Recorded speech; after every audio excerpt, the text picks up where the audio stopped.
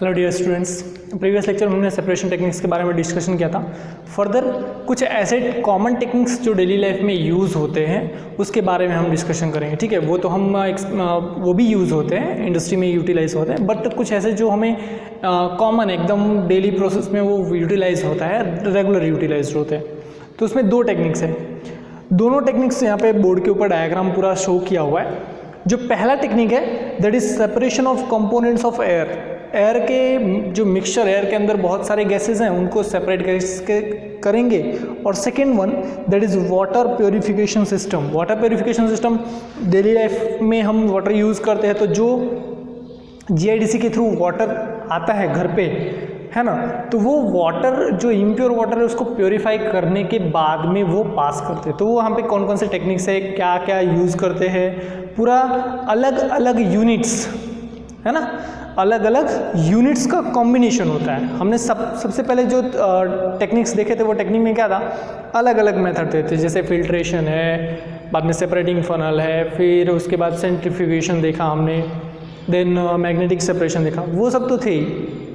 साथ में यहाँ पे अलग अलग मिक्सचर्स के सेपरेशन हम कैसे करेंगे, कहाँ से वो स्टार्ट होगा, फर्दर उसके बारे में हम डिस्कशन कर लेते हैं। ठीक है, चलो देखो अब कंपोनेंट्स ऑफ एयर। तो एयर के अंदर नॉर्मली बहुत सारी गैसेस प्रेजेंट है, तो उसमें मेन जो कंपोनेंट्स हैं एयर के वो कौन से हैं, तो ऑक्सीजन और नाइट्रोजन मैक्सिमम अमाउंट में है, बाद में आर्गन है, उसके साथ में कार्बन डाइऑक्साइड है, और भी बहुत सारी गैसेज है जो एटमॉस्फेयर में प्रेजेंट हैं। सपोज वहाँ से हमें ऑक्सीजन को एक्सट्रैक्ट करना है, ऑक्सीजन को क्या करना है, सेपरेट करना है, तब हम क्या करेंगे, सबसे पहले फिल्टर होगा, एयर फिल्टर। आपने सुना होगा एयर फिल्टर के बारे में।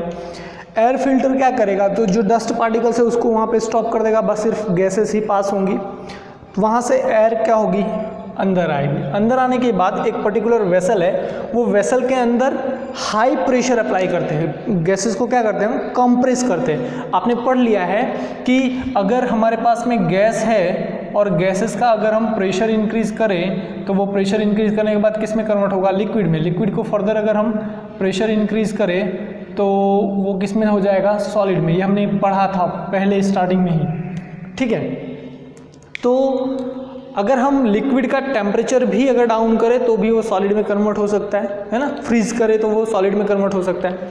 तो सेम यहाँ पे एयर को क्या करेंगे, हम प्रेशर अप्लाई करेंगे। जब प्रेशर अप्लाई करेंगे तो गैसेस के मॉलिक्यूल्स का जो कोलिजन होगा वो पहले ज़्यादा था, बाद में फिर धीरे धीरे बढ़ता जाएगा, और एक कंडीशन ऐसी आएगी कि कोलिजन कम हो जाएगा। कोलिजन का मतलब एक दूसरे के बीच में स्ट्राइक होना। जैसे दो मॉलिक्यूल्स हैं, ठीक है, ये दोनों मॉलिक्यूल्स दूर दूर रहेंगे गैसेस में, लेकिन जब उसको कंप्रेस करेंगे तो एक कंडीशन ऐसी आएगी, तो एक दूसरे को क्या करेंगे, ये स्ट्राइक करेंगे। तो सेम कंडीशन यहाँ पे गैसेस कंप्रेस्ड होंगी तो वहाँ पे वो क्या हो जाएगा, हीट प्रोड्यूस हो जाएगी, और गैसेस कैसे हो जाएंगी, हॉट हो जाएंगे। तो यहाँ से फिर वापस फर्दर हॉट एयर जाएगा।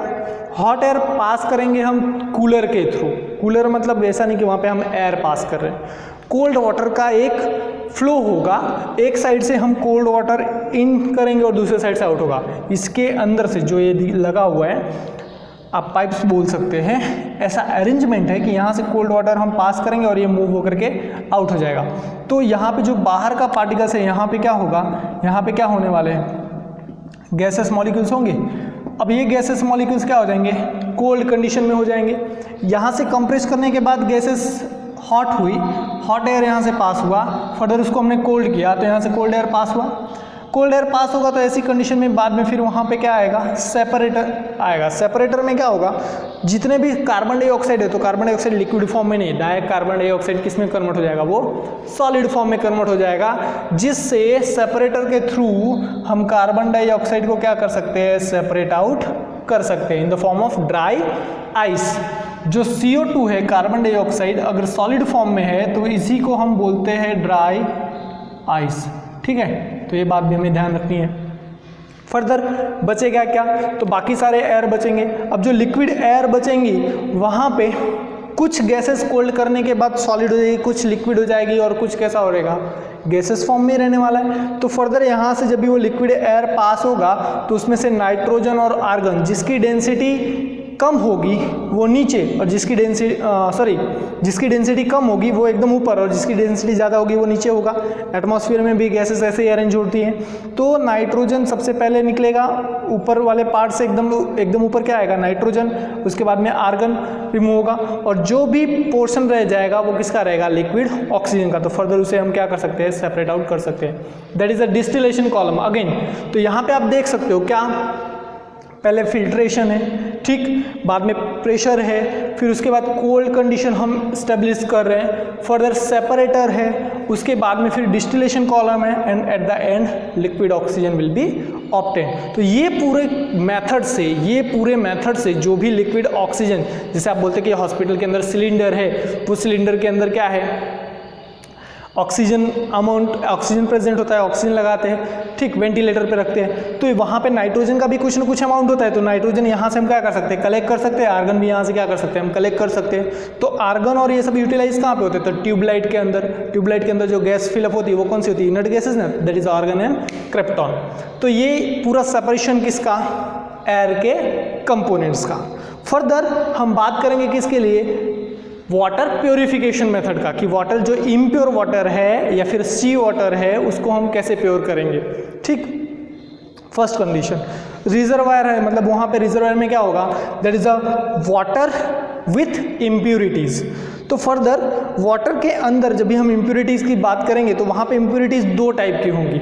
कौन सी दो टाइप की इम्प्यूरिटीज़ होगी, पहला इम्प्यूरिटी, कुछ पार्टिकल ऐसे होंगे जो फ्लोट कर रहे होंगे, है ना, ऊपर फ्लोट कर रहे होंगे, जो लाइट पार्टिकल्स होंगे।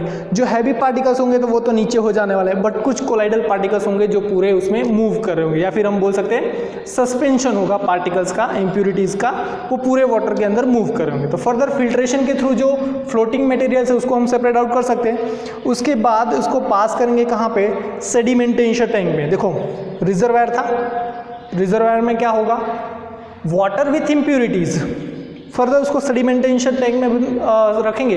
तो सेडिमेंटेशन सस्पेंशन क्या होता है, सस्पेंशन में अगर हम उसको जो भी कंपोनेंट्स है उसको अनडिस्टर्ब कंडीशन में रख दे तो वो सारे पार्टिकल्स क्या होते हैं, नीचे सेटल डाउन हो जाते हैं। तो सेम कंडीशन यहाँ पे, to allow solids to the settle, sedimentation tank में सारे जो पार्टिकल्स होंगे, हैवी पार्टिकल्स, वो नीचे सेटल डाउन हो जाएंगे। फर्दर इसको पास करेंगे टू सेडिमेंट सस्पेंडेड इम्प्यूरिटीज़, थोड़े टाइम तक के लिए लोडिंग टैंक है ये, थोड़े टाइम तक के लिए वापस से जो पास किया तो कुछ ऐसे होंगे जो स्मॉलर पार्टिकल्स होंगे। यहाँ पे तो हैवी पार्टिकल्स जल्दी सेटल डाउन हो जाएंगे, बट जो लाइट पार्टिकल्स होंगे वो इजीली सेटल डाउन होंगे नहीं। तो उसके लिए क्या करना पड़ेगा, जो सस्पेंडेड इम्प्यूरिटीज़ है उसको थोड़े टाइम के लिए क्या करें, ऐसे ही रख दें, तो धीरे धीरे करके वो क्या होगा, सारे जो स्मॉलर पार्टिकल्स है वो भी सेटल डाउन हो जाएंगे।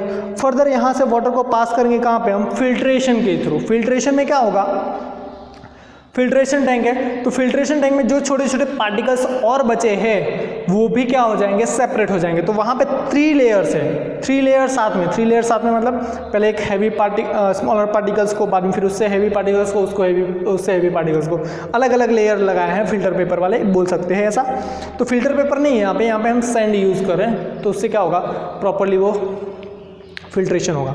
तो 3 कौन सा है, पहला लेयर जो है वो फाइन सैंड का, एकदम छोटे छोटे पार्टिकल्स जो सैंड के होते हैं, रेती बोलते हैं ना, उसको, उसका लेयर फॉर्म किया है। उसके नीचे ग्रेवल्स रखे, ग्रेवल मतलब छोटे छोटे स्टोन्स रखे हैं ना, वो स्टोन्स के फॉर्म में रखा है, और लास्ट में कोर्स ग्रेवल्स रखे, मतलब एकदम हैवी पार्टिकल्स वाले ग्रेवल्स रखे।